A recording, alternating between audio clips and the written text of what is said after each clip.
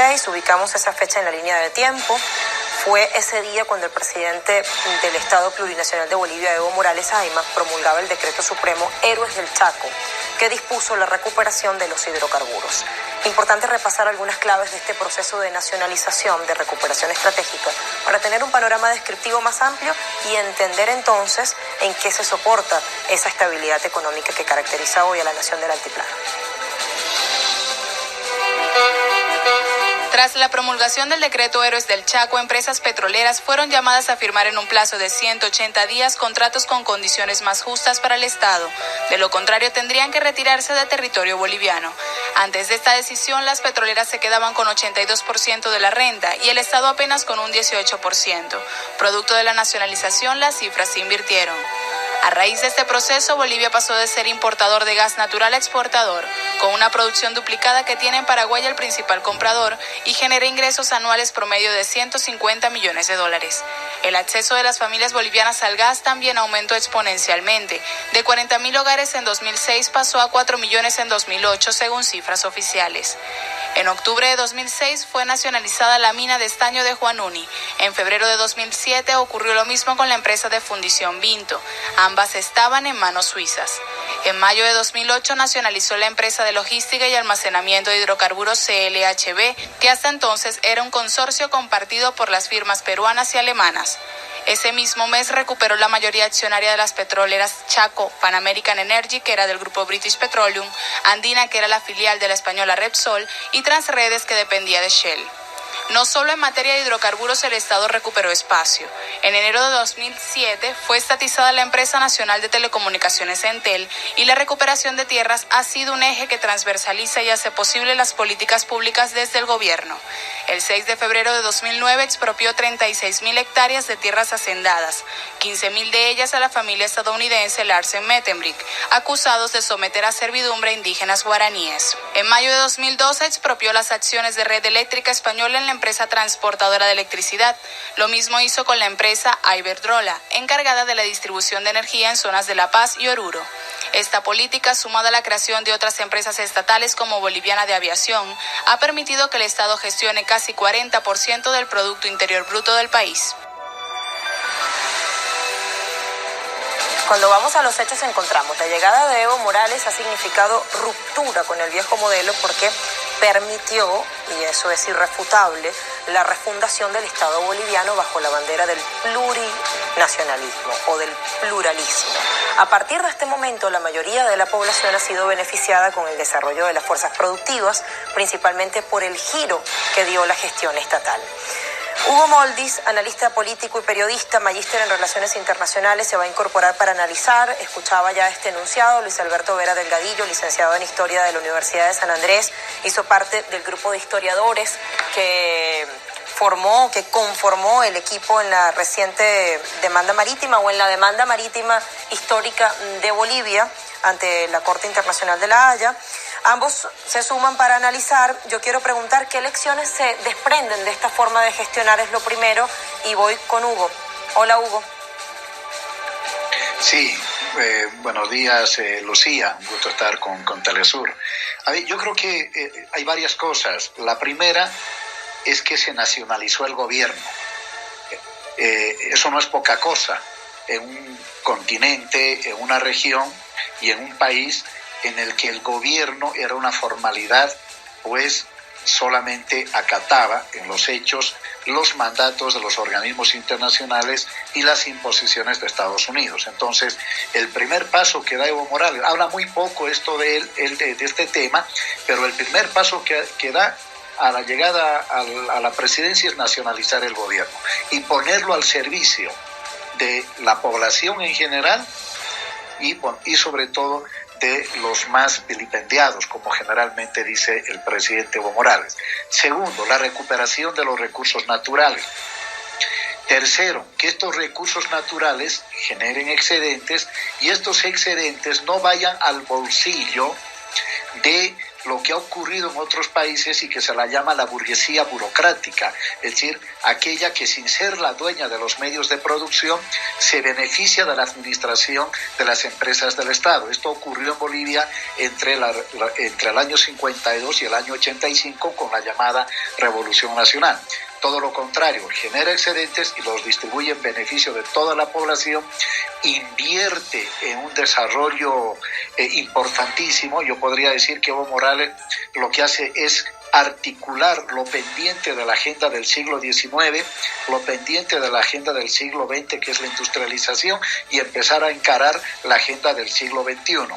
Y tercero, que lo hace jugando un papel geopolítico. Bolivia está enclavada en el corazón de Sudamérica, eso ya le daba o una oportunidad o más bien podría ser una pesadilla.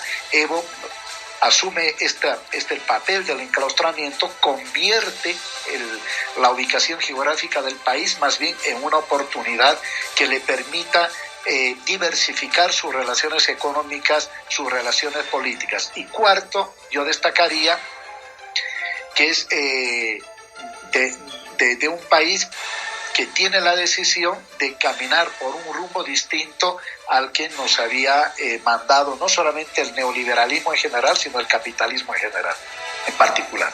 Gracias, Hugo, por esta primera respuesta. Quiero ahora preguntarle a nuestro otro invitado, a Luis Alberto, ambos conectan desde Bolivia, si está de acuerdo con que Bolivia significa o asienta nuevos paradigmas en términos económicos, políticos y sociales, si personifica éxito de gobiernos poscapitalistas. ¿Cómo lo ves?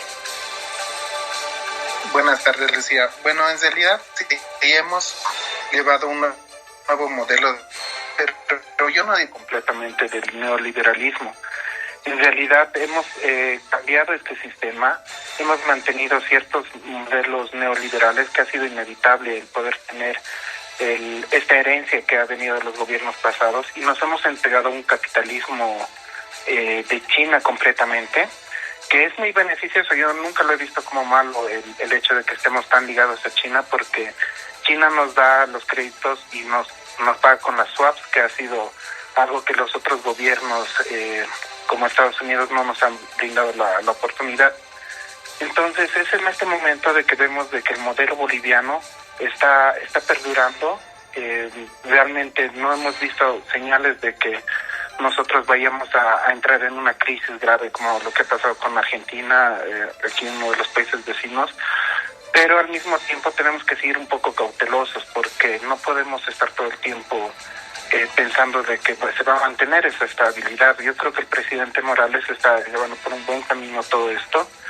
Sin embargo, tenemos que seguir buscando los nuevos recursos naturales, y algo interesante de que tenemos que resaltar es de que cuando el presidente entró al gobierno dependíamos en más de un 90% de los recursos naturales, de la explotación de los mismos, pero actualmente estamos por el 60 al 65% de dependencia, lo que ha significado de que poco a poco la industria nacional ha ido desarrollándose. Ahora tenemos claramente varios malos ejemplos como las nacionales Enatex, pero no son los únicos modelos de industria que ahorita estamos desarrollando. Entonces este modelo boliviano está logrando nomás subsistir ante un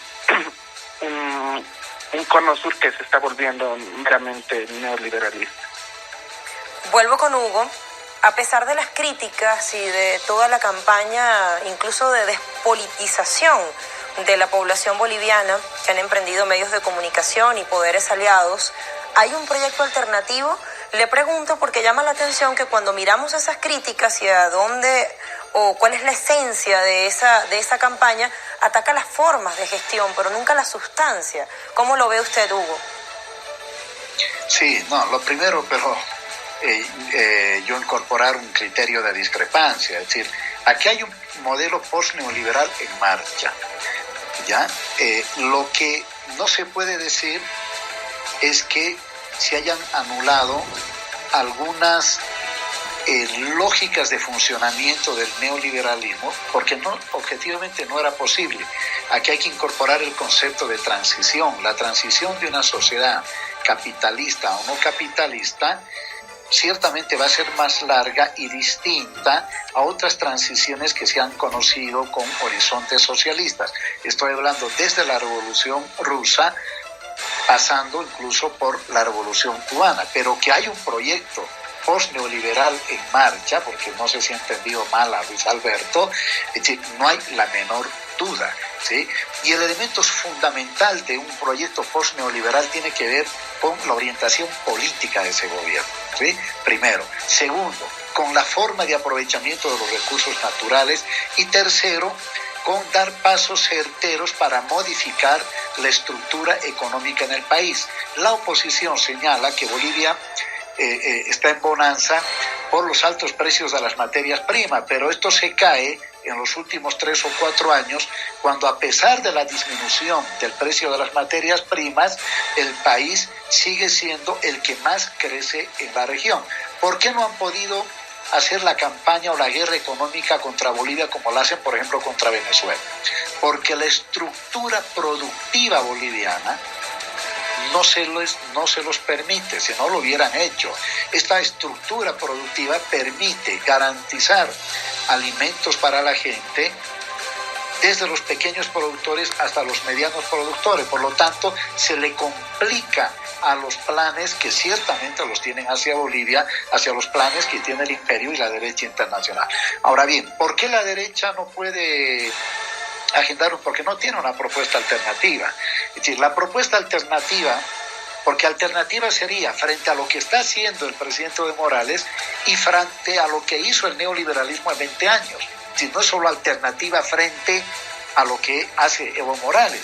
Entonces no tiene ni una manera distinta que mejore la situación económica de la gente, la soberanía del país, la dignidad del país, la articulación económica del país con el mundo exterior, distinta a lo que hace Evo.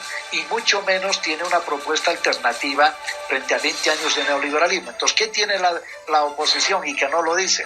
En realidad es una propuesta de regreso al pasado, de reprivatización, en el marco de un proceso de fascistización en América Latina, porque estamos en una coyuntura complicada, es decir, hay que ver qué pasa en el Brasil. Todo indica que va a ser un poco difícil evitar la victoria de Bolsonaro, con todo lo que eso implica en América Latina. No solo que hay un proceso de restauración conservadora, sino un proceso de fascistización.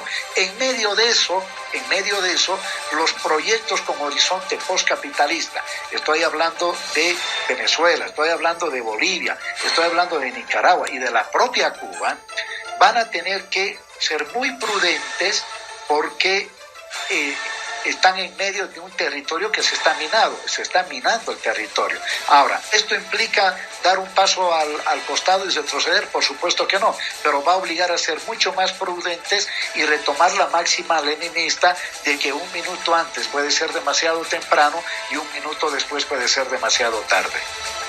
Importante. Entonces quiero volver con Luis y preguntarle en términos prospectivos de lo que se viene. 2019, año electoral, nadie puede negar que la figura de Evo Morales significa unidad, aglutina, es un factor fundamental como lo es Bolivia en sí misma, y quiero preguntarle si alcanza a vislumbrar algunos posibles escenarios. Luis. Bueno, decía, el problema actualmente es de que, como ya lo decía el licenciado Moldi, estamos en un periodo de transición que no se ha acabado. Y si hay algo que es reclamarle al presidente es de que no haya dejado una escuela, no haya empezado a hacer unos grupos de sucesión.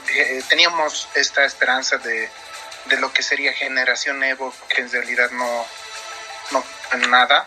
Y bueno, pues ahorita el escenario es sin duda, o sea, el presidente Morales es el candidato favorito. Digamos de que no va a tener un apoyo completo. O sea, ahorita los partidos de oposición lo único que buscan es quitarle la mayoría en la asamblea. Eso es lo único que se está buscando, porque yo creo que todos saben que no van a poder ganar. Ahora se está pintando la figura de Carlos de Mesa como candidato y como principal opositor. Sin embargo, no se ha presentado todavía el binomio completo, no se tiene un apoyo total, se tiene una mala imagen de lo que ha pasado con Carlos de Mesa, que recordemos de que ha estado meses en la silla y luego ha abandonado al país. Y creo que el pueblo boliviano está todavía resentido de ese momento, se acuerda perfectamente qué es lo que ha pasado, con la política ese dato, porque Carlos de Mesa tenía todas las cartas sobre la mesa. Él podía haber hecho lo que el presidente Morales ha hecho en estos más de 12 años, pero simplemente no ha tomado la decisión para hacerlo. Entonces yo creo que para el escenario político no hay más que el presidente Morales, y los centros de oposición lo único que buscan es quitarle la mayoría. ¿Hubo esto último? ¿Perdón? Le preguntaba a don Hugo qué responde a esto último, de cara a lo que se viene. No, a ver, el escenario es complejo, evidentemente están tratando, como todo proyecto conservador y como además es la naturaleza de cualquier organización política, de ganar el gobierno.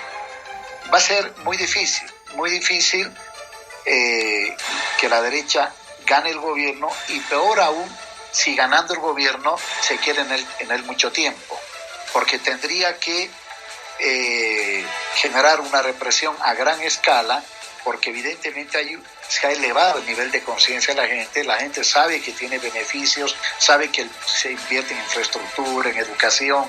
Ahora, aunque digamos un poco con demora, se lo está haciendo en salud, en fin, es decir, todas esas conquistas serían perdidas. Hay que ver la Argentina para darse cuenta la tragedia que enfrentaría Bolivia en el caso hipotético de un gobierno de derecha.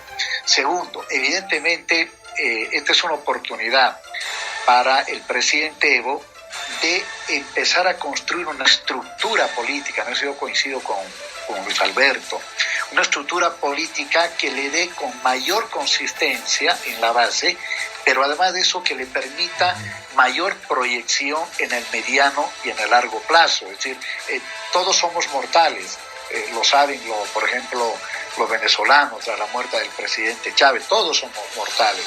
Y lo que se trata es de tener ese nivel de conciencia política, de organización del pueblo, pueda trascender cuando llegue el momento, incluso el liderazgo personal, en este caso, del propio presidente Evo. Esto ha ocurrido en Cuba con Fidel, y ahora Raúl, que ya no está Díaz-Canel.